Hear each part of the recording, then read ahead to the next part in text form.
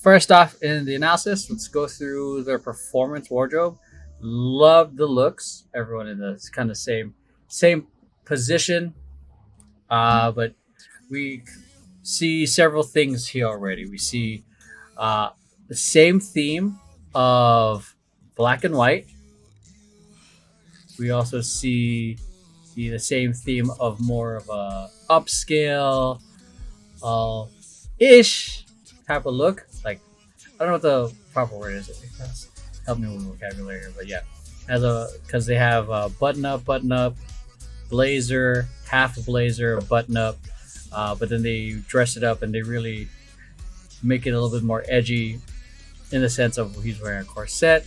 He's not wearing a shirt, but he's just wearing a white. I don't know what that is to cover up the nipples, and we have this kind of, I'm not sure what that's called, but they have these hanging on the side.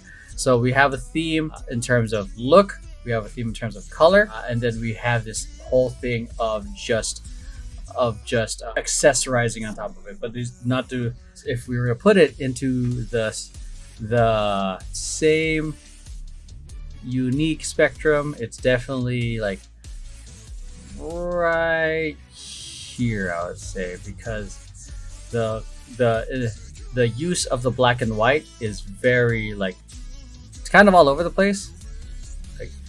Like the only thing that's consistent is a white top, but then we have a lot of white here, then and then half of it here.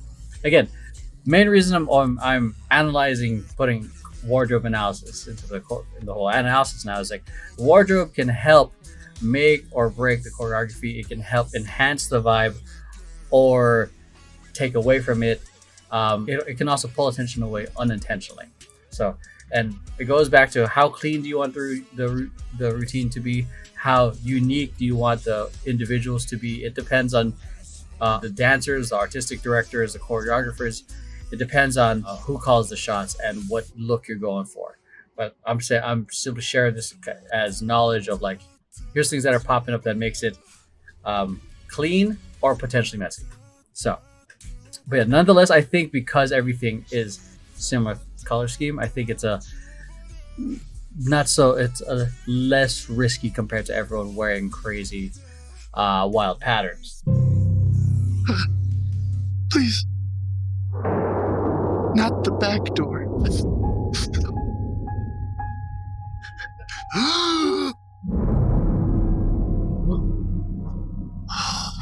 Thank the Lord I got my temper tantrum free shirt. It's a sweater. Same thing. Keep rolling. Okay, so let's go into a quick formation check.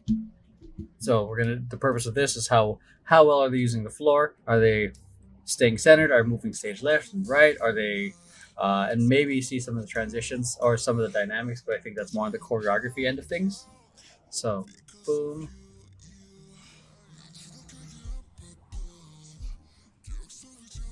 Great dynamic there, great switch. Pose, boom. Nice use of the diagonal as the rest of the other backup dancers come in. I do appreciate that the backup dancers are all just wearing black, while the other are black from top to bottom, to create a little bit of distinction. Great movement with the dancers. Again, this is another fantastic example of like how the backup dancers help frame the artists even more, help enhance the energy.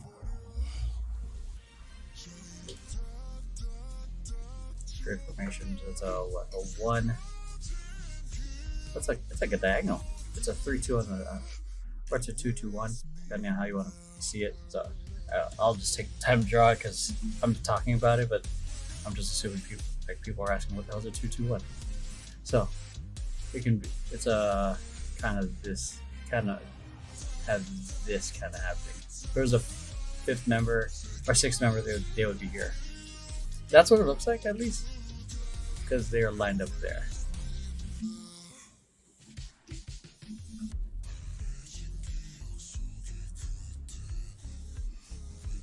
Nice transition to get back to this V.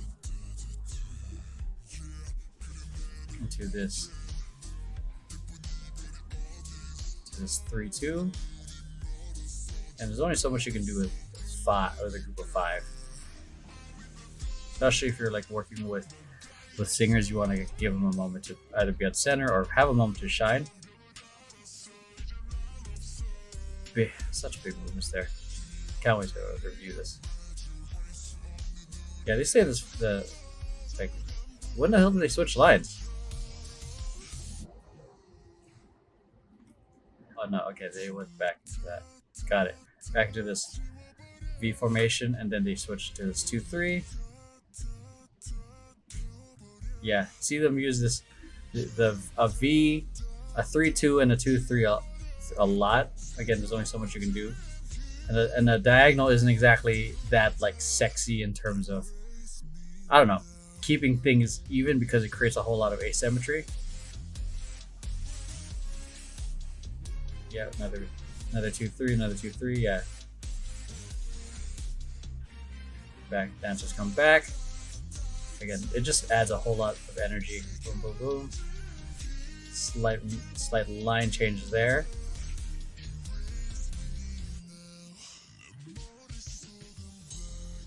Go back and go back to the 3-2. So yeah, a lot of the formations, for the most part, repeated with some some slight variation. So they have a V formation here, but this time they're filling it out with all the dancers. It feels bigger though, because it really is bigger.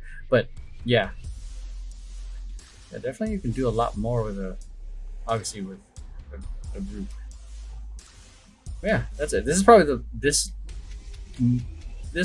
for ending formation is probably the most unique from the whole thing, because we have a 1-3-2 facing this diagonal one, and then just making sure this is the same line, or it's a 1-3-2, 1-3-2, or sorry, 1-3-1. So yeah, but I might have messed it up. Yeah, I think I got it right. Yeah. All right, so let's review some choreography.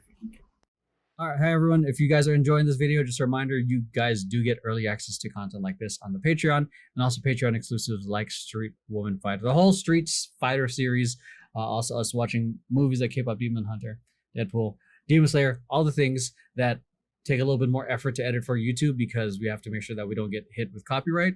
But everything on the Patreon, it's up there with minimal editing. You get the audio is good. I don't have to change any of that, so we don't get any, again, hits with copyright. So go check that out. Early access and exclusive content. So they have definitely, like, just in this first frame alone, they have already sparked intrigue, because they're in they're disconnected from the audience because they're looking away, but they're also in an interesting formation, different directions. So to me, that sparks intrigue, because, again, going back to assuming, for a lot of fans, they're going to watch. But the question that people who aren't fans, the question to answer is like, why should I watch? Why should I keep watching? Okay, and then you only have so much attention before they either watch the next YouTube video, or they watch the next thing, or they're distracted by a conversation with, I don't know, their neighbors or something. We got to be able to hook them, and I think this is a very intriguing starting position. Just want to give some appreciation for that musicality. Dun, dun, dun, dun, dun. On that part, I know I'm completely off as I'm saying it out loud, because like the crowds, I'm feeling so like very kind of overwhelmed with the screaming in my earballs. Nice atmosphere.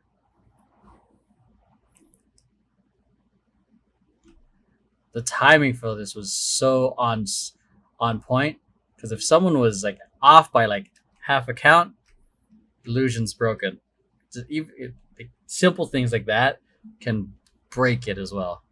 So, He's so sharp, this dude. What's his name again? Lido. Lido, hella sharp. Great use of asymmetry here with the blocking. Okay. And as they reach. Great use of the cannon here while there's a singer. Okay, anyways, going back into the choreography, nice cannon. 1, 2, 3, 4, 5. Everyone picks up on 6. 2, 3, 4, 5, 6. So, boom, boom, boom, boom, boom. Yeah. So those of you on YouTube who are watching for the first time and you don't know what a canon is, and this is just my understanding of it, a canon is essentially everyone does the same sequence of choreography and then picks up at a certain point. Again, I didn't go to college for dance. I went to animation, but this is just my understanding of it from like all the other years of in competitive teams. So let's use simple shapes. Well, let's actually use the shapes here because we have them, right? They better have shapes in here. Okay, they don't have very many shapes actually. Okay, so let's start with circle. Oh, okay. Circle, square, triangle, and let's just make this a star. Okay, so say if that's the typical sequence. A canon would be if someone starts on 1, then 2, then 3. Because I know how to write numbers. 3, 4, and then someone would be here. 1, 2. God, 1. Ah, why can't I write?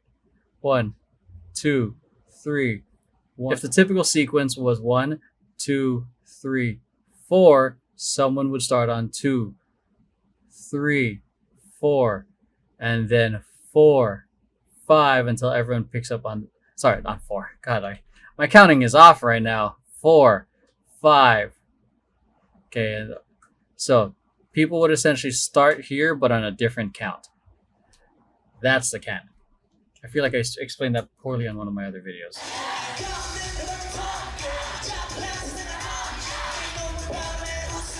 Backup dancers, great example of everyone wearing the same thing. So, black clothing, I think, and everyone wearing the same thing, I think is always going to be like the ultimate hack in making your move look clean, because wearing all black or all darker colors just helps the movement look cleaner, especially if the group is messy. I'm not saying this group is messy, but that's just a hack. And then it's even enhanced by the fact that they're all like hitting the right levels, same timing with that big arching motion. Boom, hit that same timing. Yeah, it's so good. So again, you can if you don't have confidence and knowledge of the choreography, it doesn't matter what you wear. You can be all the same. It can be all patterns. It'll look like garbage. But if everyone's confident and knows the choreography, like what do you call it? It's just a matter of like what are the risks you're willing to take to make it just a little bit cleaner or just to make it a little bit more crisp.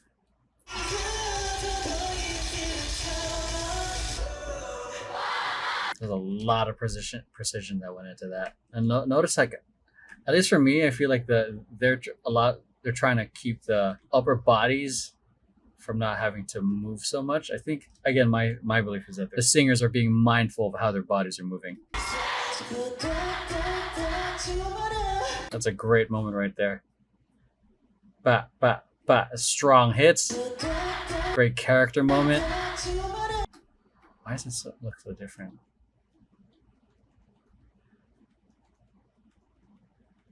I think it's the time. There's an weird elbow thing happening. Watch the timing. He's already going around. Everyone's the same here. I think it was a small timing thing for this performance video. I love that part. It's so dramatic. Da, da, da, da, da, da.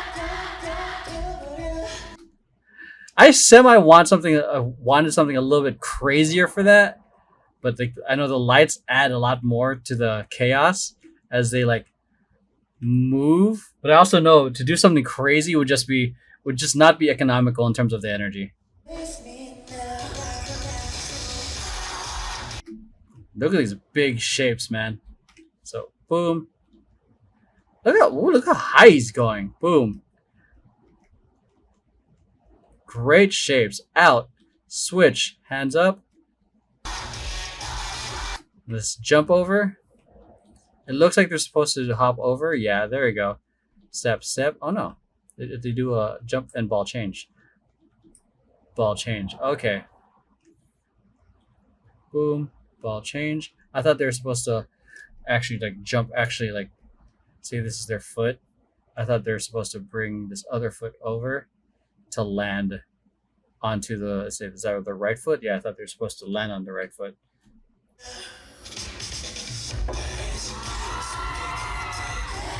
Nice control going onto their knees. Really activating the quads there.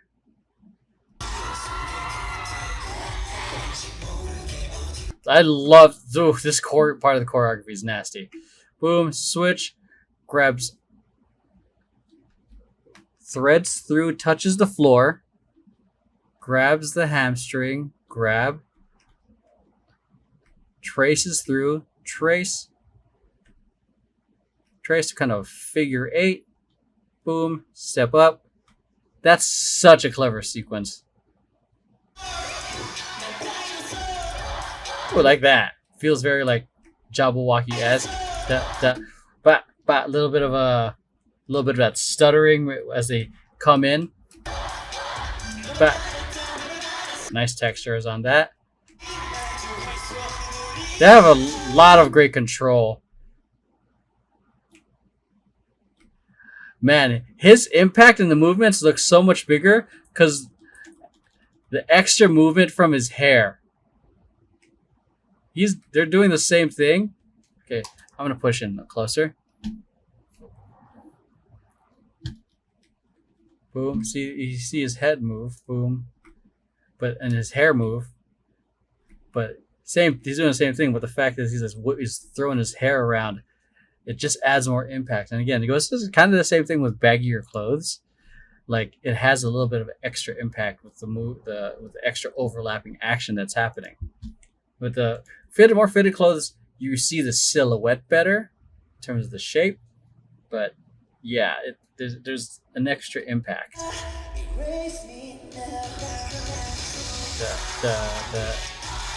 This looks so good with a big group. It has a lot of power into it, man. Some of this movement, who choreographed this? Kind of reminds me a little bit of ATEEZ's choreography. Very like big motions, big repetitive motions on certain points, or it feels a little bit almost mesmerizing. Ooh, I love that. We go from like a very, very small movement, big, boom, small, subtle movement around the head, like as you do a neck roll, back to another big movement.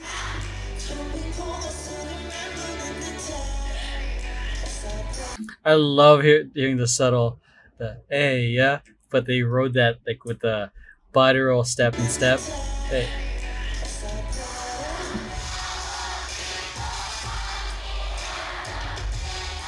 Boom! I love this impact of like this dynamic of like he's kind of imprisoned. Bam!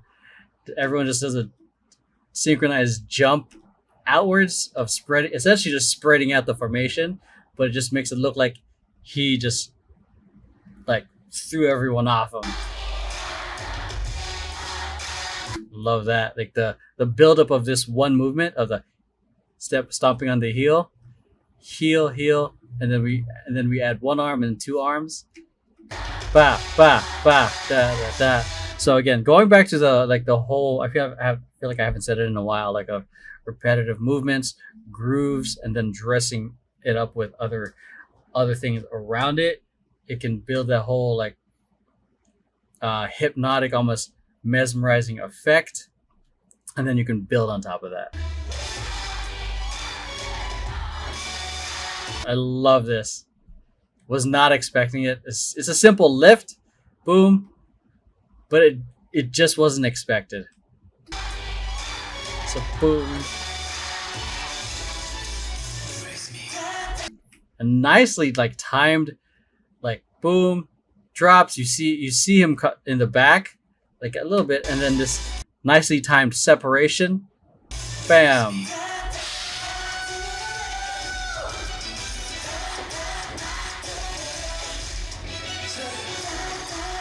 Love this level change.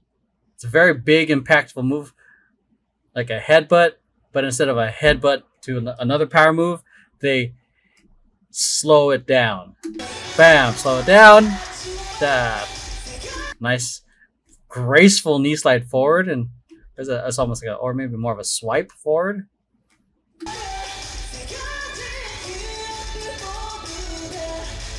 Yeah, that level change was very, very smooth and very subtle.